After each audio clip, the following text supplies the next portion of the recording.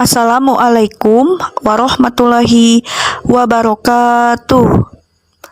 Halo semuanya, perkenalkan nama saya Yuliska Sari Dewi, jabatan calon perawat ahli pertama di RSUD Muhammad Zain, Kabupaten Belitung Timur. Bersama dengan video ini, saya ingin menyampaikan pengalaman pembelajaran agenda 4, baik secara sinkronus maupun asinkronus, mengenai tugas 1 yaitu membuat rancangan aktualisasi dan memaparkan video konsul saya dengan mentor dalam penetapan isu yang akan saya angkat. Yang mana pada tanggal 17 Juni 2022 kami melakukan pembelajaran secara daring dan didampingi oleh Ibu Haja Mastinah dalam pemberian materi dan arahan dalam membuat rancangan aktualisasi. Kemudian pada tanggal 18 sampai dengan 20 Juni 2022 kami melakukan pembelajaran secara asinkronus, yaitu mengerjakan tugas-tugas mandiri, di mana kami melakukan identifikasi 3 isu di ruang lingkup kerja masing-masing dengan menghubungkan pembelajaran agenda 3, yaitu peran dan fungsi ASN dalam Negara Kesatuan Republik Indonesia. Setelah itu, kami melakukan penapisan dengan metode yang dikuasai, baik itu USG atau APKL, untuk menetapkan core isu, serta membuat gagasan kreatif untuk pelaksanaan aktualisasi berdasarkan pembelajaran agenda 2 dengan menerapkan nilai-nilai berakhlak.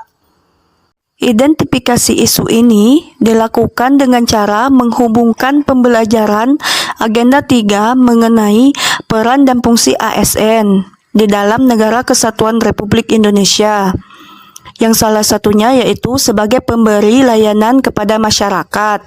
Kemudian pengalaman saya bekerja di RSUD Muhammad Zain, Kabupaten Belitung Timur, serta saat saya melakukan pengamatan di lapangan, maka saya menemukan beberapa masalah atau isu yang harus ditindaklanjuti. Adapun isu yang saya dapatkan, yang pertama, kurangnya pengetahuan pasien dan keluarga pasien tentang etika batuk yang baik dan benar di ruang perawatan anak RSUD Muhammad Zain, Kabupaten Belitung Timur. Yang kedua, kurang optimalnya pelaksanaan timbang terima keperawatan di ruang perawatan anak RSUD Muhammad Zain, Kabupaten Belitung Timur.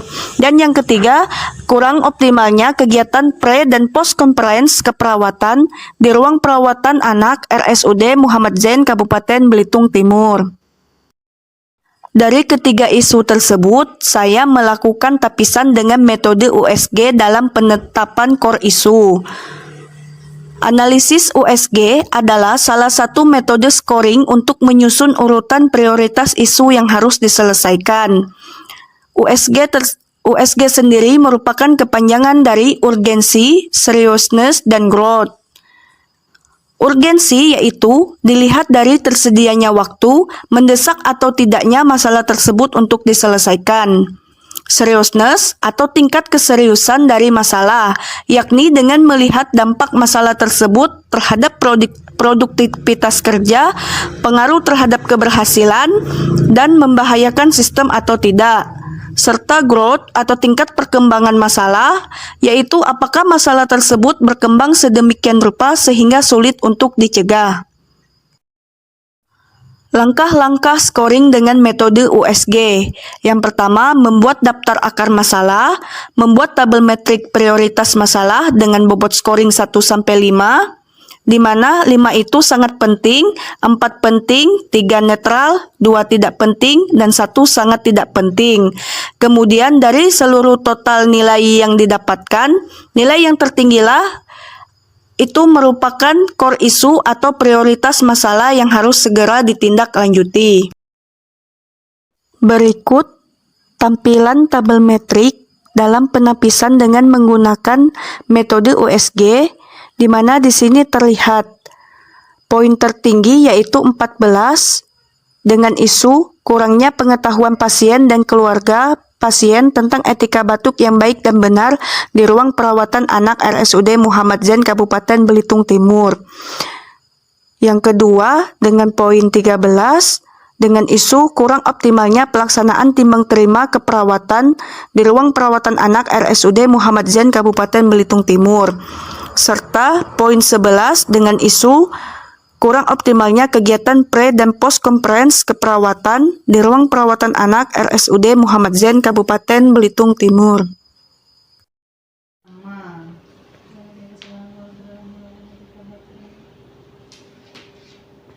Isu pertama berarti intervensinya apa? Intervensi tak rencanakan pemberian KIE dalam bentuk diklat pembuatan XBNR rencana. Tapi memisah XBNR Oktober tidak dipajang. Banner yang duduk Iya. atau Yang ada berdiri. standing ya, banner. standing banner? Standing. Boleh, tapi maksud ibu kali ini jangan sampai mengeluarkan banyak duit untuk ini gitu. Nah, kalaupun memang rumah sakit bisa, kan idenya dari klien. Rumah sakit misalnya bisa bantu dengan buat poster-poster yang ditempel di dinding pakai bukan stiker, pakai mika. Oh, Ada yang deh di kayak press. struktur. Oh, iya. Kayak struktur organisasi tuh kan mika luarnya terus ada stiker dalamnya itu biar mudah dilap kan. Iya. Mudah diganti juga. Itu lalu pertimbang. Takutkan misalnya di pas itu kan merusak. Jadi kalian bisa paling kalau nak cetak-cetak itu nanti hubungi humas lah. Kalau Video memang. juga ada. Tapi etika batuk ini memang ada di ruangan, cuman yang lama, cuman yang ditempel di laminating loh. Iya. Yang ada. di station. Paling kalau nak dibuat tak apa, tempel satu ruangan satu misalkan, tapi yang mudah dilihat. Iya. Bisa kan bisa keluarin tapi samping kita menang kalau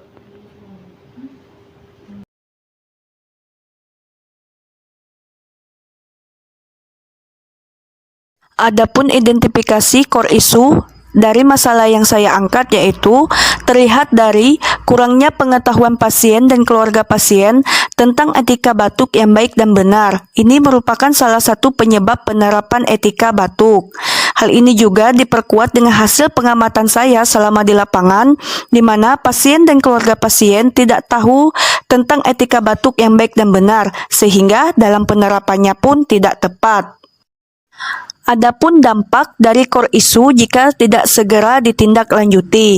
Yang pertama, bagi pasien, yaitu memperpanjang hari rawatan, kemudian menambah diagnosa yang bahkan dapat mengancam nyawa.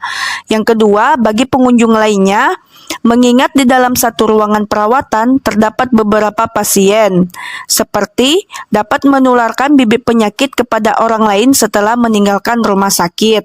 Dan yang ketiga, dampak terhadap rumah sakit, yaitu dapat menurunkan mutu pelayanan rumah sakit dan meningkatnya beban biaya perawatan pasien di rumah sakit. Dalam penentuan gagasan kreatif, di sini ditekankan dan dihubungkan dengan pembelajaran agenda 2, yaitu nilai-nilai berakhlak, di mana dari isu yang saya angkat ada beberapa nilai berakhlak yang dapat diterapkan.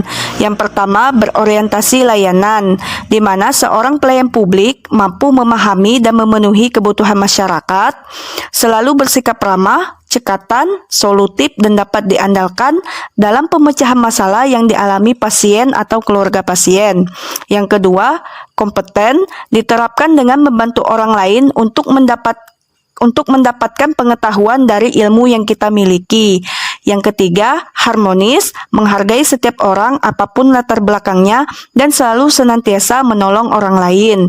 Yang keempat, adaptif, yaitu terus berinovasi dan mengembangkan kreativitas.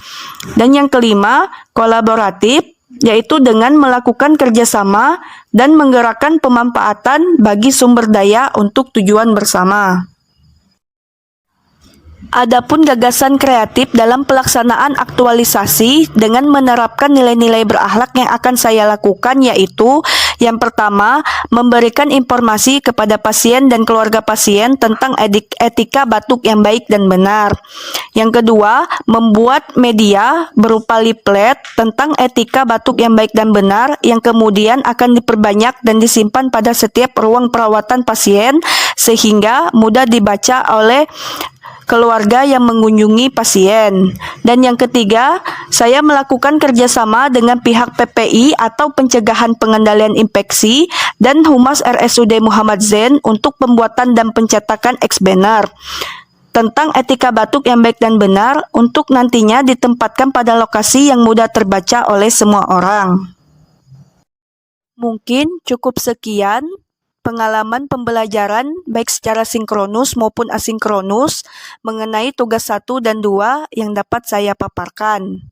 Ikan patin, ikan tenggiri, cukup sekian dan terima kasih. Wassalamualaikum warahmatullahi wabarakatuh.